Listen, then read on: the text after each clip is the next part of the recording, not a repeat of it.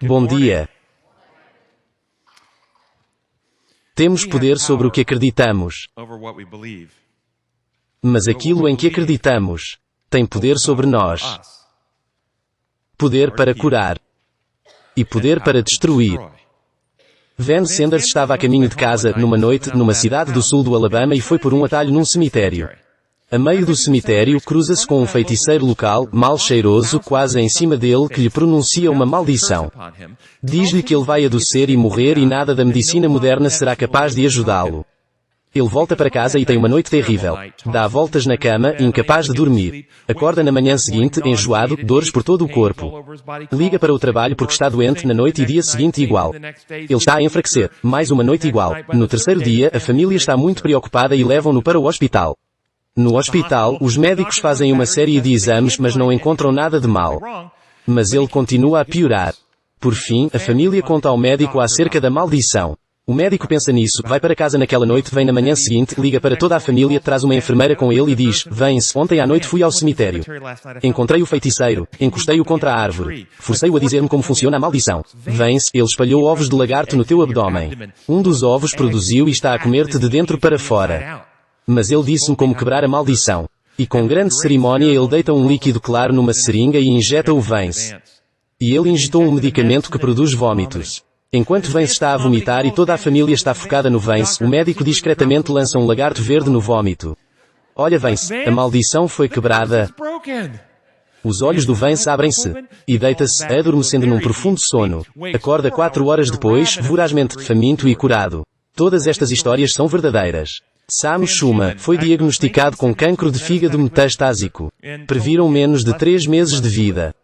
Infelizmente, Sam morreu em menos de 3 meses. Na autópsia, o patologista descobriu que os oncologistas estavam errados. Ele não tinha cancro de fígado metastásico. Tinha um único tumor, ainda encapsulado, no fígado. Ele não morreu de cancro de fígado metastásico.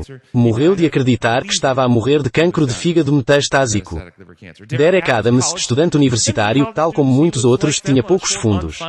Para ganhar algum dinheiro, inscreveu-se num estudo de medicamentos farmacêuticos para um novo antidepressivo. A meio do estudo, a namorada terminou com ele. Ficou com o coração partido, desanimado. Foi para casa e, impulsivamente, tomou toda a embalagem do remédio. Então, como acontece em muitas overdoses impulsivas, ficou preocupado-se que poderia morrer. Ligou para o 112. Quando os paramédicos lá chegaram, ele estava sonolento e incoerente. Não fazia sentido. Fizeram um eletrocardiograma para ver o coração e detectaram perigosas arritmias ventriculares. A pressão sanguínea tão baixa que só lhe conseguiram medir o valor máximo. Não conseguiram medir o mínimo. Iniciam o procedimento intravenoso, administrar fluidos, mas continuava sem pressão. Foram para as urgências e continuam a reforçar os fluidos, mas a pressão permanece baixa. O coração continuou com picos, perigosas arritmias, incoerente. Eles tinham levado a embalagem do tal medicamento. Ligaram para o 1800 e explicaram que não sabiam como tratá-lo. O que é que ele tomou? Perguntaram. Então, descolaram o selo do estudo, na embalagem, e viram placebo. Assim que lhe disseram que ele estava em placebo, em 20 minutos as arritmias passaram. A pressão sanguínea ficou normal e a incoerência e confusão desapareceu. Vocês já ouviram falar do efeito placebo? É conhecido há mais de 1000 anos. Alguém tem dores e dá-lhe uma pílula de açúcar. A pessoa acha que é um medicamento para a dor e fica aliviada. Assim, elas pensaram por anos que não teriam dores se tomassem o comprimido de açúcar para obter alívio. Com a ciência cerebral moderna, agora sabemos que se tomares uma pílula de açúcar, mas achares que é um comprimido para as dores, o teu cérebro vai libertar endorfinas produzidas por ele e encefalinas que são opiáceos produzidos pelo cérebro. Estes estimulam os circuitos de dor do cérebro e trazem alívio fisiológico da dor. Mas se souberes que é uma pílula de açúcar, o teu cérebro não vai libertar as endorfinas e encefalinas. Uma consequência química diferente no teu cérebro baseada numa mudança de crença. O efeito nocebo é o oposto do efeito placebo. É quando acreditas que algo de mal te aconteceu, como a maldição do Vance. E com essa crença, o teu cérebro suprime endorfinas, cetamina e dopamina. Liberta fatores inflamatórios e de stress. Tens náuseas, dores, perturbação do sono, etc. Temos poder sobre aquilo que acreditamos. Significa que tens o poder de escolher em que acreditar. Mas cuidado com o que escolhes acreditar, porque ao acreditares nisso, essa crença terá poder sobre ti. A questão é, em que é que acreditas? Acreditas que Deus é amor? Acreditas que Deus não é apenas amor, mas que Ele também é justo? Acreditas que Deus é punitivo e severo, distante ou não se envolve? Aquilo em que acreditamos tem poder sobre nós. Que visão de Deus tens? E qual a base da tua crença em Deus? Por que conservas essa crença em Deus? De acordo com a Enciclopédia Mundial Cristã, existem 19 grandes religiões mundiais divididas em 270 grandes grupos religiosos, alguns divididos em dezenas de milhares de seitas menores. Dentro do cristianismo, 340 grupos cristãos diferentes, todos reivindicando a Bíblia como base da sua visão.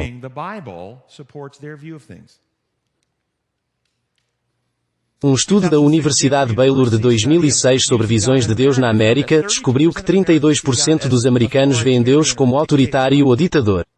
24% acreditam ser distantes ou não se envolver.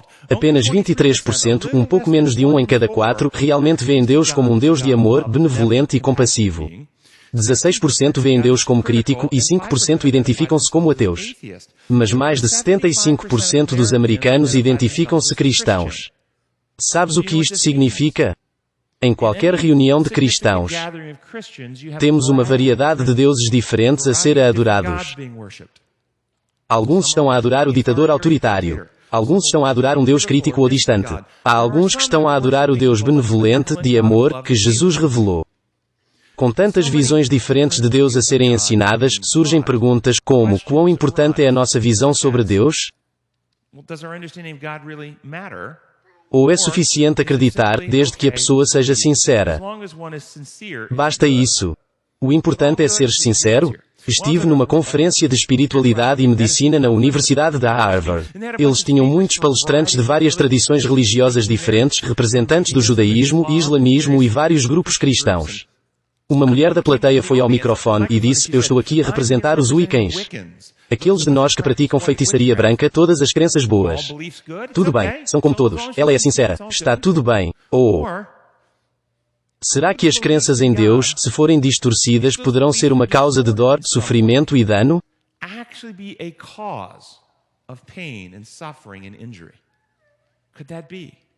A Laura veio ver-me. Ela tinha sofrido toda a vida com ansiedade e depressão. Ela era casada, mas tinha conflitos, tinha filhos, mas havia tensões. Já tinha ido a diferentes especialistas, tomado vários antidepressivos e medicação anti-ansiedade. Nada parecia ajudar. E quando, durante a história, perguntei: acredita em Deus? Ela ardeu de raiva e disse: não me pergunte sobre Deus. Então contou-me sobre toda a raiva que ela tinha com o Deus em que ela não acreditava. Eu fiz mais algumas perguntas e ela disse que quando tinha 7 anos, a mãe morrera num acidente de carro. Tinha memórias vívidas de sentar-se ao lado do pai, na primeira fila durante o funeral, quando o pregador olhou para ela e disse: Jesus levou a tua mãe para junto dele. Ela olhou para mim e disse: mas eu precisava da minha mãe comigo. Ela tinha esta ideia fixada na sua mente que Deus e Jesus são os tipos de seres que tiram as mães dos filhos. A partir daí, com esta visão de Deus, ela nunca conseguia desfrutar de nada. Se algo bom lhe acontecia na vida, era só uma questão de tempo até que Deus lhe tirasse isso também. Ele levara a mãe. Afinal, se algum mal lhe acontecia, bem, isso era uma prova para ela que Deus ainda estava a trazer-lhe problemas. Ela não conseguia encontrar bem-estar mental com esta visão de Deus. A Bíblia diz-nos em 2 Coríntios 10 que estamos em guerra. Mas não fazemos guerra como o mundo faz. As armas que usamos não são as do mundo. Elas têm o poder divino de demolir fortalezas. Repara no que derrubam: argumentos e o raciocínio humano contra. Questão central na guerra contra o conhecimento de Deus e tomar cativo todos os pensamentos. Ora, se estás numa batalha de argumentos, pretensões, conhecimento e pensamentos, onde é o campo da batalha? É na tua mente. O campo de batalha é na tua mente. Romanos 1 de 8 a 31 diz que estas pessoas trocam a verdade de Deus por uma mentira. Preferiram imagens feitas pelas suas próprias mãos à verdade sobre Deus. Não acharam que valia a pena manter o conhecimento de Deus e, portanto, as suas mentes ficaram obscurecidas, depravadas e fúteis. A Bíblia está a relacionar a visão que tens de Deus com o bem-estar mental. As visões distorcidas de Deus são realmente prejudiciais à tua mente. Então, pergunto, em que é que baseias as tuas crenças sobre Deus? Ideias formadas na infância. Opiniões de outros pastores, pregadores, pais. A minha avó era a mais doce mulher cristã. Se ela acreditava, não pode estar errado. Sentimentos. Tenho uma boa impressão. Sinto em mim que é o certo. Tradição. Bem, a Igreja Cristã tem ensinado isso por 500 anos. Quem poderia questionar o que 500 anos de professores de teologia concluíram? Quantos gostariam de ver um médico que pratica medicina tradicional, medicina como praticavam há 500 anos? Bem, não temos nem que voltar 500 anos. Só temos que voltar para 1885. Os teus filhos têm dor de dentes. Sem problema. Dá umas gotas de cocaína. 1885. Ou na década de 1950, mais médicos fumam Camel. Ou senhoras, vocês querem comer e queimar a gordura. Sem problema, tomem ténias e higienizadas. Ou por milénios eles sangravam os humores malignos. Ao sangrar livravam-se dos maus humores que causavam doenças. Assim George Washington, primeiro presidente dos Estados Unidos, apanhou pneumonia. Quando ele teve pneumonia, os médicos sangraram metade do sangue do seu corpo. No final das contas, os médicos mataram-no ao destruir o sistema imunitário. Quantos gostariam de ir a um médico que praticasse medicina tradicional? Não vejo nenhuma mão. Agora pensa comigo. Deus é infinito. Infinito. Somos finitos. Quão grande é a lacuna? É uma lacuna infinita. O que significa que, como seres finitos, nunca entramos no infinito. Significa que por toda a eternidade, futuro, tanto aqui nesta terra como na terra por vir, na terra renovada, estaremos sempre a avançar, sempre a reunir mais discernimento, mais consciência, mais conhecimento na nossa compreensão de Deus e da sua realidade. Há sempre mais para descobrir sobre Deus. Mas quanto cresceu o nosso entendimento sobre Deus nos últimos 500 anos? Ainda estamos a ensinar ideias que têm 500 anos. E quanto às evidências? As nossas opiniões sobre Deus baseadas em evidências. Crenças científicas são baseadas em evidências. E as nossas opiniões de Deus? Deveriam elas basear-se em evidências? Bem, dentro do cristianismo há duas grandes abordagens. Uma delas é, nós temos fé. Não precisamos de evidências. Ou a nossa fé é baseada nas evidências. Quero apresentar-vos algo chamado abordagem integrativa à base de evidências que usa 3 tópicos de evidência que Deus nos forneceu, procurando harmonia onde as 3 linhas chegam à mesma conclusão. E a primeira linha de evidência que sempre incluímos é as Escrituras. Como diz a Bíblia, toda as Escrituras inspirada por Deus é útil para ensinar, corrigir, repreender e instruir a justiça. Queremos incluir sempre as Escrituras. Ora, se valorizas as Escrituras, então imagina o que a própria Escritura ensina? Em Romanos 1:20 da manhã, diz que a natureza divina de Deus é vista no que Ele fez para que os homens fiquem sem desculpa. A ciência e a natureza são outra linha que revela a verdade sobre Deus. A Escritura diz, provai e vede que o Senhor é bom. Examina-me, experimenta-me. Ou quando Tomé estava a ter uma crise de fé e a duvidar. Como é que Jesus abordou essa crise de fé? Ele citou-lhe versículos bíblicos. Ou disse-lhe, coloca a tua mão no meu lado e sente minhas feridas. Para de duvidar e acredita com base na tua experiência. Assim a Bíblia fornece 3 linhas de evidência, sobre as quais Deus se revela sobre si e sobre a realidade para nós. Temos problemas quando separamos as 3 linhas e usamos-las isoladamente. A ciência por si só leva frequentemente à incredulidade. A experiência por si só leva ao misticismo e às religiões místicas. E descobri, recentemente, dentro do cristianismo, que há um novo movimento chamado Evangelho Social que coloca a experiência da pessoa no centro e remove Cristo do centro. Então há este movimento evangélico social. Quando introduzimos a experiência, vamos sair com este foco. É perigoso se a colocamos em primeiro lugar ou por si só. As Escrituras sozinhas, sem as outras linhas de evidência, levam à confusão. 340 grupos cristãos diferentes, todos argumentando, provando texto contra texto, para a frente e para trás. Assim, oferecemos a abordagem integrativa que sempre inclui as Escrituras. Mas as Escrituras estão em harmonia com a ciência e a experiência. A ciência não vai sobrepor-se às Escrituras. Nem a experiência se sobreporá às Escrituras. Elas trazem esclarece-me entre si. O que a ciência e a experiência às vezes farão é superar falsas compreensões das Escrituras. Ouvi recentemente que algumas pessoas andavam a dizer que eu ensino que a ciência e a experiência se sobrepõem às Escrituras. Não é isso. Não substituem as Escrituras. As Escrituras não estão erradas. Mas há muitas coisas que as pessoas te dizem que as Escrituras ensinam que estão erradas. Ancorar a nossa compreensão das Escrituras na ciência e a experiência excluirá certas interpretações das Escrituras. Qual é a evidência que Deus nos deu? A história dos seus atos está registada nas Escrituras. Evidências do seu carácter revelado em Jesus Cristo, as suas leis verificáveis com que Ele construiu a realidade tal como funciona, leis da natureza e da ciência e as evidências nas nossas próprias vidas, de orações respondidas e as suas intervenções por nós, todas estas evidências que Ele nos deu. Vamos aplicar isto. A Bíblia diz que a lei do Senhor é perfeita, revivendo a alma. Bem, qual é a lei do Senhor? Ele realmente existe? Consegues defini-la? É uma lista imposta de regras que funciona como as leis humanas?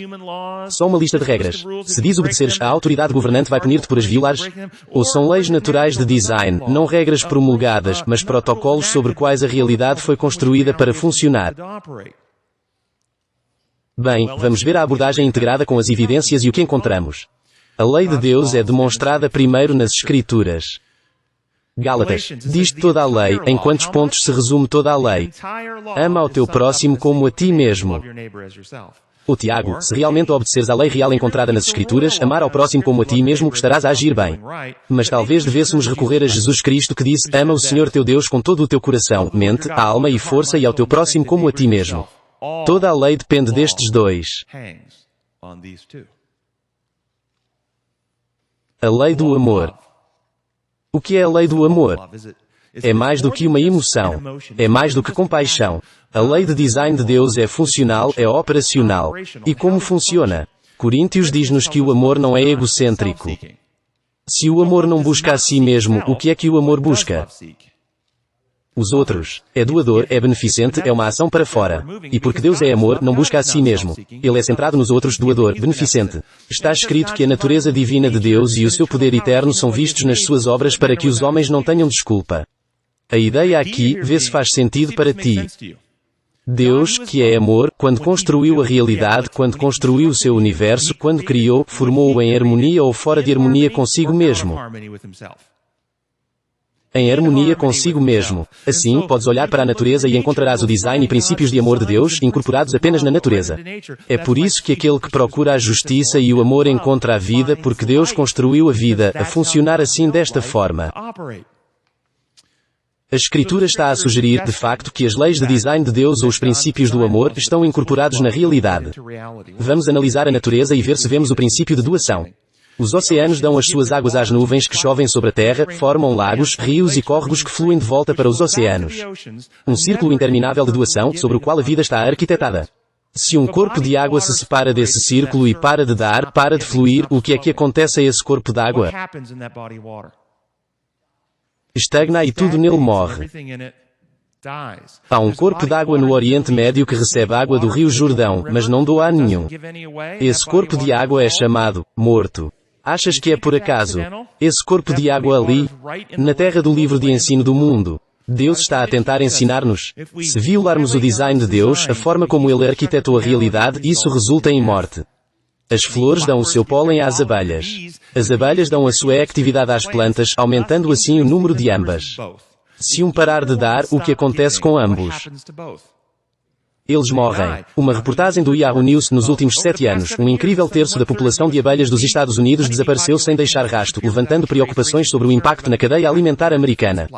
O investigador de abelhas do Departamento de Agricultura dos Estados Unidos, Jeff Pettis, que estava a liderar a pesquisa de respostas pelo governo, disse que se entrares num supermercado, apenas poderás ver cerca de 1/3 dos produtos deixados nos corredores. Maçãs e nozes e muitas frutas e vegetais simplesmente não estariam disponíveis se não tivéssemos abelhas ou algo para polinizar. A lei da doação, a lei da vida, o protocolo sobre o qual Deus arquitetou o funcionamento da realidade. E esta? A cada inspiração, dás dióxido de carbono às plantas, e as plantas devolvem-te oxigênio. Um círculo interminável de doação sobre o qual a vida foi feita para funcionar. Ainda assim és livre de decidir transgredir a lei. Podes pegar num saco plástico e amarrá-lo à tua cabeça e de forma egoísta acumular o teu dióxido de carbono para ti mesmo. Mas qual é o salário disso? Agora entendes as Escrituras? O pecado é a transgressão ou infração da lei de design de Deus pelo modo como Ele arquitetou o funcionamento da vida. Quando te desvias do projeto de Deus, a vida não subsiste. Acontece a morte. É isso que a Bíblia está a tentar ensinar. Todos os verdadeiros sistemas, eletricidade e elétrons a mover-se de um átomo a outro átomo. Eles só se movem de um átomo a outro átomo. Quando temos um círculo fechado, chama-se circuito elétrico e quando fechas o circuito, as luzes acendem-se. Quando rompes o circuito, as luzes apagam-se. Todos os sistemas vivos, a lei do amor, para ser vivo, tem de ser verdade. Na economia, para a nossa economia ser viva e saudável, o dinheiro tem de estar em circulação. Se tirarem o dinheiro de circulação, como na Grande Depressão do século passado, as pessoas correram para o banco, tiraram o dinheiro e a economia entrou em colapso. Em todos os sistemas vivos. Deus tentou ensinar isto simbolicamente no serviço do santuário do Antigo Testamento. No santuário, o pecador confessa o pecado sobre a cabeça do animal. E então o pecador, não o sacerdote, corta a circulação. Os votos dizem que a vida está no sangue. E o que faz o sangue? Ele circula, e circula, e circula. E o pecado rompe o design. Quebra o circuito. E quando se quebra o círculo do amor, o que acontece? A morte acontece. Uma simples lição prática. Vês isso em tudo o que Deus criou. O circuito de elétrons ao redor dos átomos, o do planeta no sistema solar, o do sistema solar nas galáxias, das galáxias em círculo no universo. E Ezequiel, no capítulo 10, tem uma visão onde vê o trono de Deus. Este é um trono simbólico, simbolizando o governo. Nesta visão, o trono de Deus está apoiado, assente sobre algo. Ele está apoiado ou assente sobre uma roda giratória dentro de um círculo em movimento dentro de uma roda giratória. O meu governo é edificado sobre a lei do amor. É assim que eu governo. Eu mostrar-te a lei do amor nas Escrituras, revelando-te a lei do amor na ciência. E a experiência de vida. Estudos epidemiológicos mostram que os jovens que se voluntariam, doam-se para ajudar os outros, têm maiores habilidades na vida, realização académica e maior sucesso na vida do que aqueles que não fazem voluntariado. E pessoas mais velhas ou idosos que fazem voluntariado. Depois de contabilizar variáveis como educação, saúde básica, tabagismo, eles não só vivem mais tempo, pois vivem mesmo mais tempo, mas também têm menos doenças, menos incapacidade, depressão, demência e vão mais tarde para lares do que aqueles que não se voluntariam. Vês a harmonia entre as Escrituras, a lei do amor, a ciência, a lei do amor, a experiência, a lei do amor e a doação? As três chegam à mesma conclusão sobre isto. A lei do Senhor é perfeita, reviva a alma. Imagina que alguém pega num grande saco de lixo, amarra ao pescoço e acumula o seu dióxido de carbono para si mesmo. No início a pessoa pode não notar nada, mas em poucos minutos os dedos vão começar a formigar, bem como os lábios e nariz e, em seguida, ficará tonta e confusa. Ela pode alucinar, eventualmente irá desmaiar e por fim irá morrer. Ora, em qualquer momento nessa trajetória até à morte, desde que seja antes que ela morra, se simplesmente removermos o saco e a colocarmos em harmonia com a lei, o que acontece? Ela revive. A lei do Senhor é perfeita. Revivendo, trazendo vida à alma. Se Deus construiu o universo para funcionar com a lei do amor, o que aconteceu? O que é que correu mal? Bem, vejamos a abordagem integrativa das evidências. Quando Satanás mente, ele fala a sua própria língua porque ele é um mentiroso e o pai da mentira.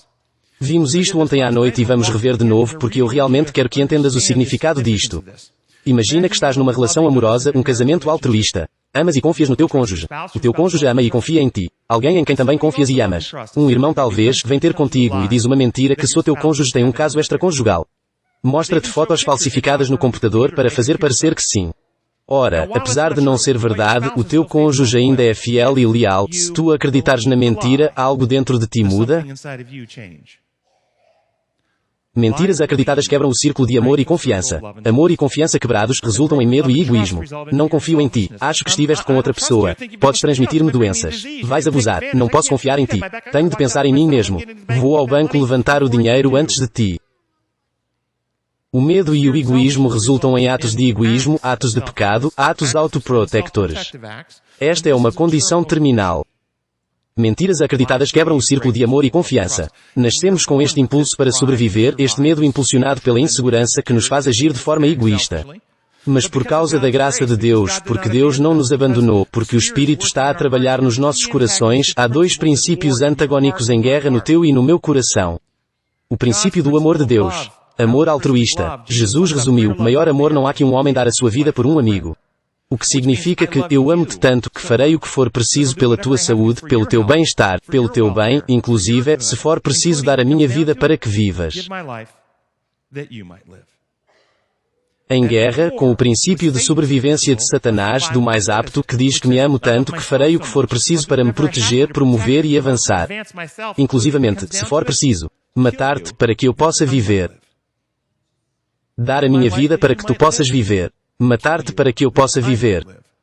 Nos nossos corações, temos estes dois princípios a lutar pela supremacia. Então já vimos o que correu mal.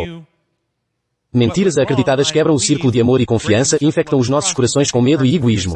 Agora, quero mostrar-te através da ciência, vou apresentar pequenos circuitos cerebrais. Usemos a metáfora do sistema de alarme. Numa escola, numa caixa vermelha na parede, puxa-se, quebra-se o vidro, dispara o alarme de incêndio. Todos sabem do que estou a falar. Isto é uma metáfora para a nossa amígdala. A amígdala seria idêntica àquela caixa vermelha na parede. Ao puxares, o alarme dispara. Ao disparar a amígdala, o teu alarme cerebral dispara. Ora, se alguém puxar o alarme, que não só alerta as pessoas no prédio, mas também alerta o 112.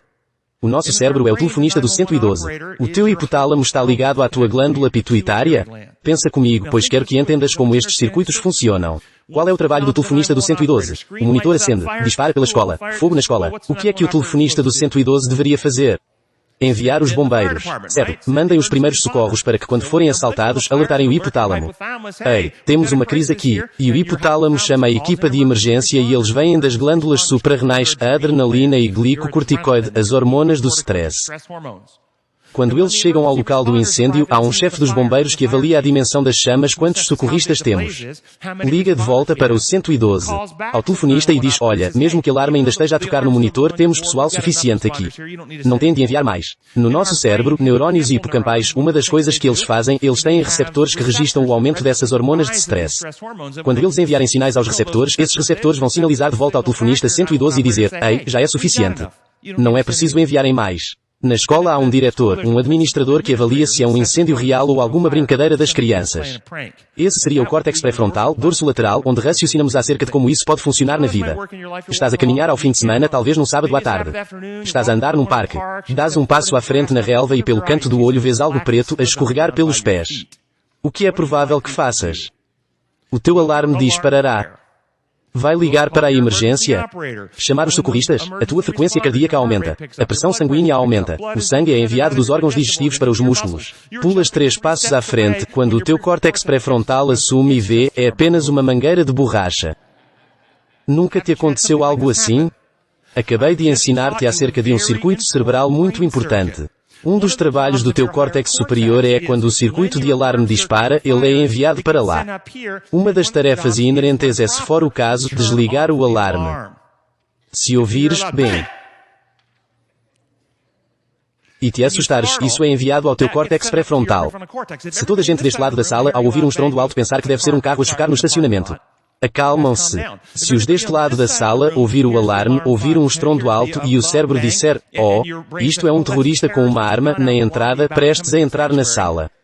Vocês não se vão acalmar. Não é só o sinal, é sobre como processas esse sinal.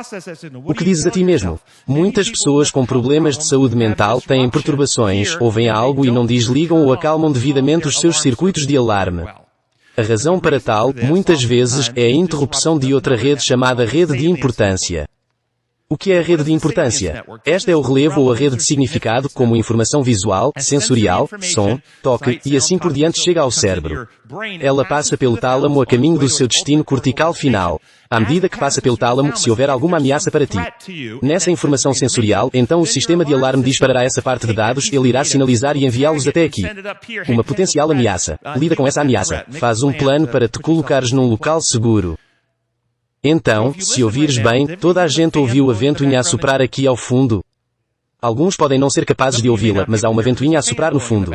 Eu consigo ouvir a ventoinha do projetor a soprar. Esta ventoinha tem estado sempre a soprar. Ondas sonoras viajaram pela atmosfera, atingiram a membrana timpânica e ativaram o neurónio acústico.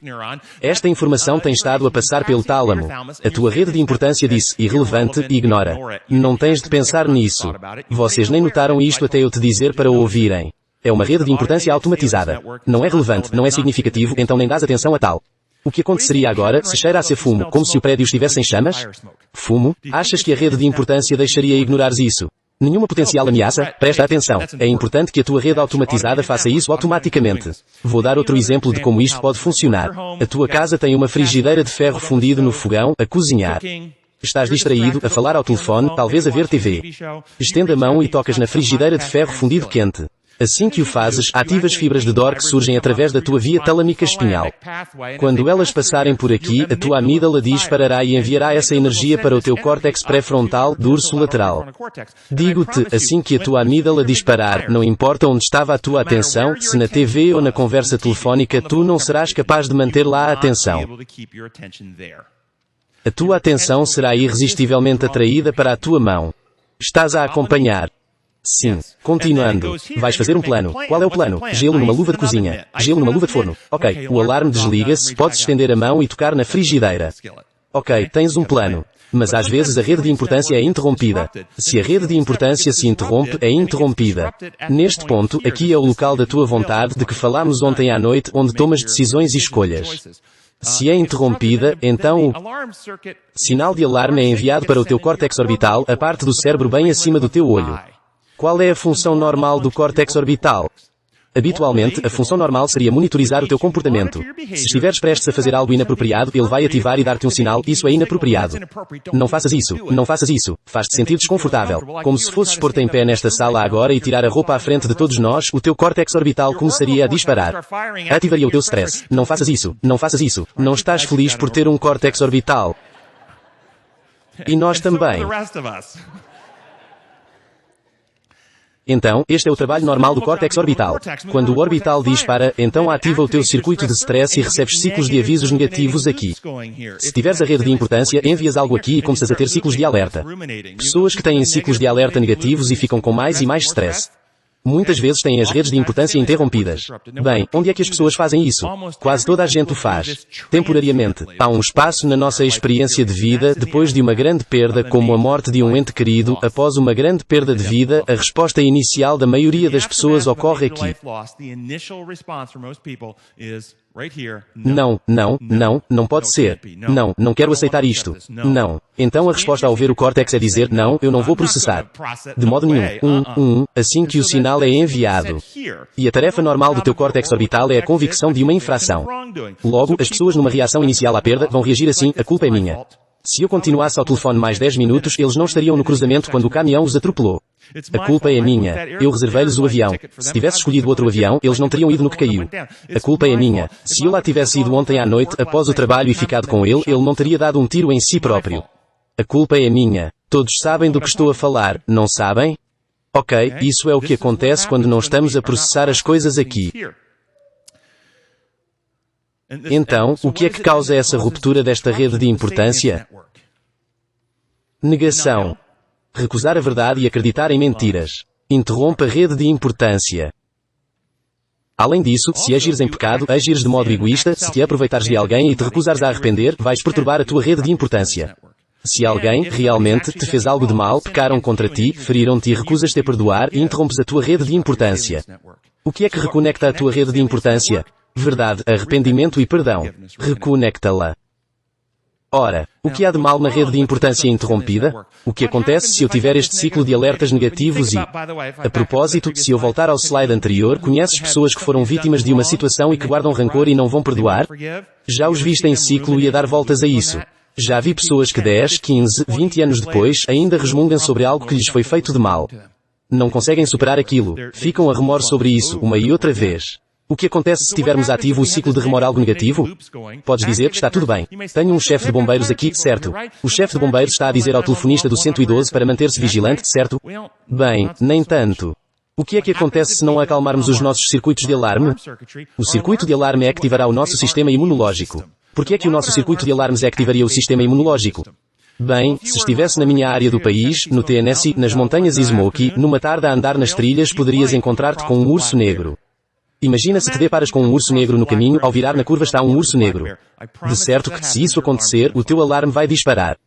Se o alarme disparar, ele ativa o teu sistema imunológico porque basicamente o alarme ao disparar diz prepara-te para a invasão. Repara, pelo facto do teu sistema imunológico ser no teu corpo como a Guarda Nacional é para a nossa nação. A Guarda Nacional está lá para proteger a nação da invasão. O teu sistema imunológico serve para proteger o corpo de invasores, microscópicos, bactérias e vírus, etc. Ora, temos dois tipos de imunidade. Temos a imunidade chamada imunidade adquirida, que é a imunidade que exploramos com uma vacina. Se dermos uma vacina a alguém, estamos a dar-lhe um invasor inimigo morto. Temos a vacina contra a polio, vírus da poliomielite morto. Mas mesmo que estejam mortos, eles entram no teu corpo carregando a bandeira da nação deles, chamada antigênio. Ao ver todos os invasores da terra da polio, o teu sistema imunológico diz que estamos a ser invadidos pela terra da polio. Temos de treinar tropas para matá-los. Vamos enviar alguns para o treino básico, treiná-los como atiradores furtivos para vigiarem e matarem sempre que virem um invasor. Chamamos-los de anticorpos. É basicamente o que acontece com o teu sistema imunológico quando levas uma vacina. Mas estás num caminho com um urso. Podes ser mordido, apanhado. Terás ursos microscópicos. Não sabes o que farão. Não tens tempo de treinar um atirador furtivo. Tens de avaliar e imagina os anticorpos como atiradores. Eles vão vigiar os invasores da polio. Vão atacá-los, mas vão deixar todos os outros em paz. É o que os anticorpos fazem. Não temos tempo para treinar ninguém assim. Temos ainda outro tipo de imunidade. Chama-se imunidade natural. São os teus macrófagos. E a tua imunidade inata deves imaginar como uma invasão domiciliar.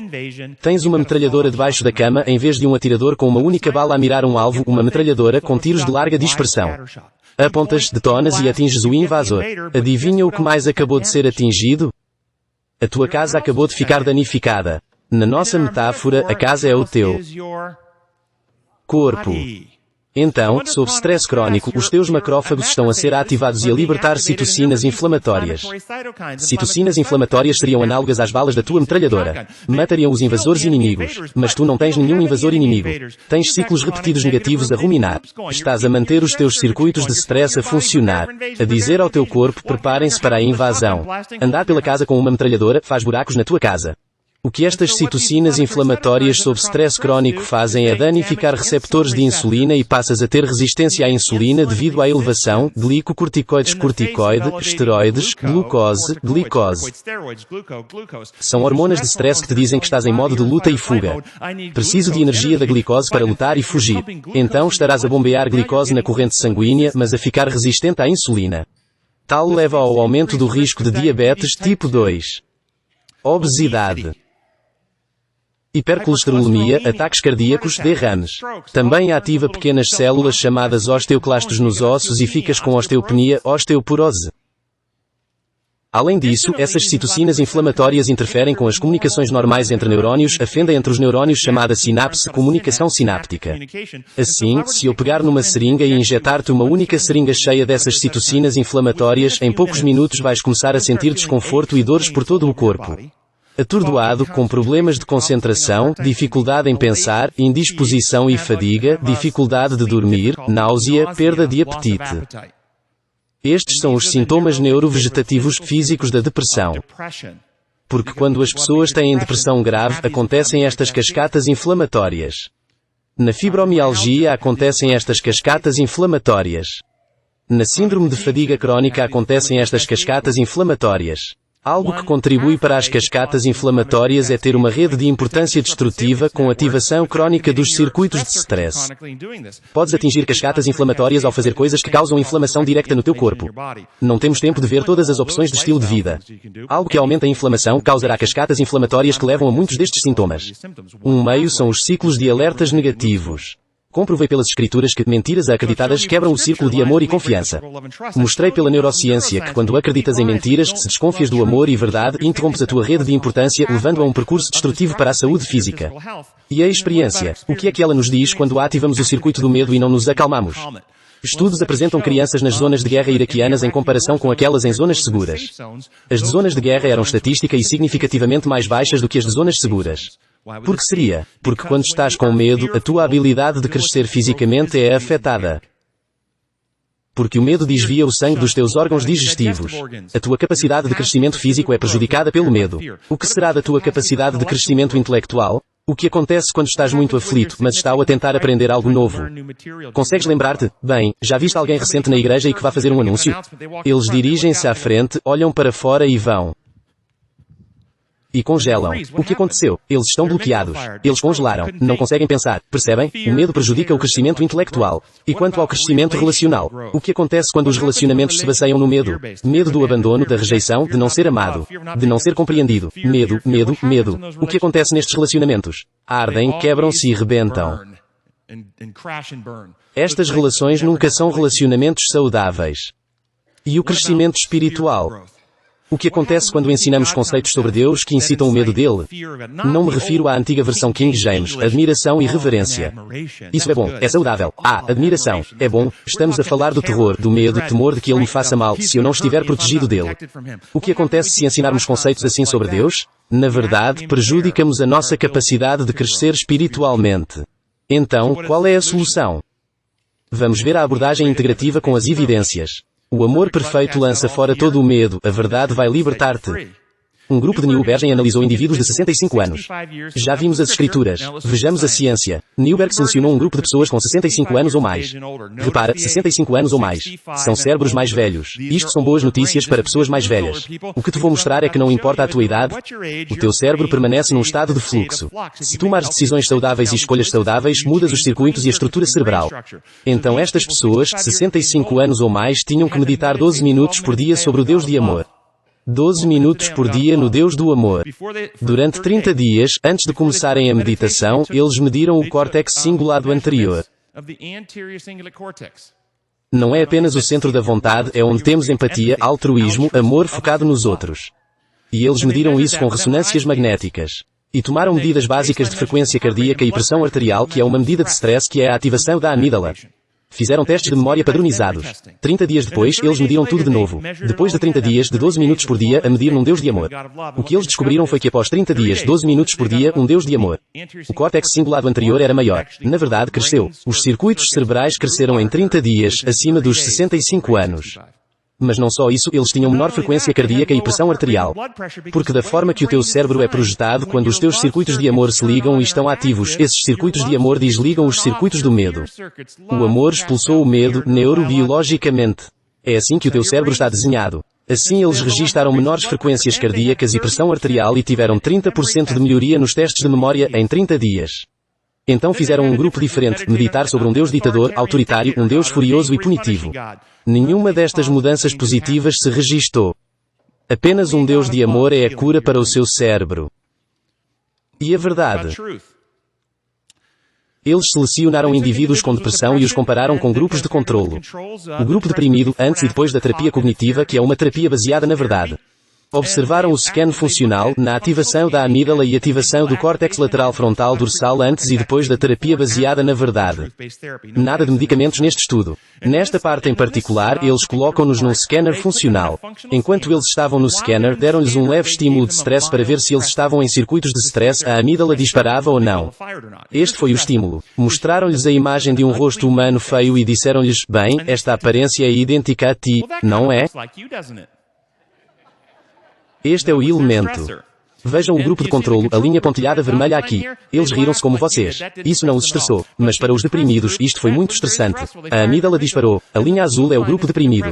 Após a terapia baseada na verdade, observe a normalização dos circuitos cerebrais. Isto com a terapia baseada na verdade. Aqui, fizeram um intervalo de dígitos. Eles disseram, viram estes números? Ordenem-los do mais baixo ao mais alto. Se estiveres a fazer isso agora, estarás a ativar os circuitos de pensamento do urso lateral córtex pré-frontal. Ao fazeres isso, podemos detectar com um scan. A linha pontilhada é o grupo de controlo. Boa e robusta ativação. A linha verde é o grupo deprimido. Muito lenta. A linha azul é o grupo deprimido após a terapia baseada na verdade. Repara que a verdade reconecta a rede de importância, ativando o dorso lateral córtex pré-frontal, acalmando o circuito do medo. Assim como o amor, verdade e amor curam. E o que a experiência nos diz? Perfeito. O amor lança fora todo o medo. Quero que imagines que estás a atravessar a rua aqui na cidade. Ao dar um passo à frente, na passadeira, olhas para cima e um caminhão está prestes a atingir-te. Que emoção experimentas? Medo, é claro. Quero que imagines que estás com o teu primeiro filho, de 3 anos, e te distrais. De repente notas que o teu filho de 3 anos foi para a rua. Um caminhão está prestes a atingir o teu menino. Dá tempo suficiente. Se agires agora, podes empurrá-lo para fora da estrada. Se o fizeres, serás atingido. O que é que fazes? Tu empurra-lo para fora da estrada. Quando o vês a cair na relva do outro lado, sabendo que ele está seguro, que emoção sentes? Alívio. Alegria. Espera lá. Em ambas as situações, estás a ser atropelado por um caminhão. No primeiro, só há medo. No segundo, o teu amor expulsou o teu medo.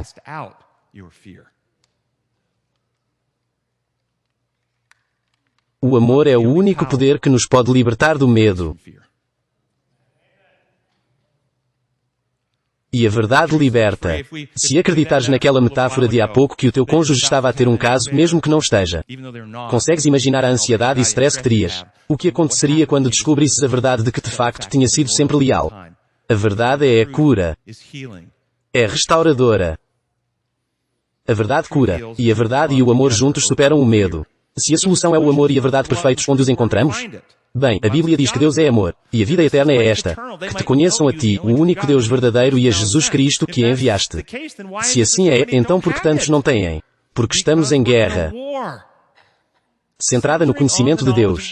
E muitas pessoas acreditam em Deus. Mas a visão de Deus que eles têm é na verdade uma visão que incita o medo em vez de remover o medo. E assim, a progressão curativa, lembra-te que a destruição começou com mentiras acreditadas que quebraram o círculo de amor e confiança. Portanto, a verdade acreditada é o caminho de cura. Verdade, saberás a verdade e a verdade te libertará. Então a verdade acreditada destrói mentiras e restaura a confiança. Porque agora sei a verdade sobre ti, Deus, porque não acredito mais nas mentiras, és de confiança total. Em confiança, abro o meu coração para ti. Confio em ti, no meu coração. Ao abrirmos o coração e confiarmos, diz Romanos 5:5. Ele derrama o seu amor nos nossos corações. E verdade e amor lançam fora o medo. O medo já não é a principal motivação. Sabemos que somos amados. Sabemos a verdade sobre Deus, do qual já não vivemos com medo. E, portanto, confiança e amor resultam em atos de justiça, atos de serviço, atos de doação, atos de amor, atos de beneficência e atos de retos, e atos de amor e atos de serviço. Testemunha o reino de Deus e ajuda-nos a crescer em santidade. Mas tudo começa, toda a cascata de cura começa com a verdade sobre Deus. Se não voltarmos à verdade sobre Deus, podemos ter uma forma de santidade. Temos muita teologia, temos muitos rituais, podemos ter muita religião, mas no fundo do nosso coração ainda não confiamos nele. E desejamos escondermos e protegidos dele. Devemos chegar à verdade sobre Deus, onde diremos como o velho pai Davi, sonda-me e vê se há algo perverso em mim, cria em mim um coração limpo, ó Deus, e renova o espírito certo dentro de mim, conserta o que está destruído. Repara, temos poder sobre aquilo em que acreditamos. Mas o que acreditamos tem poder sobre nós. A questão é, em que é que acreditas?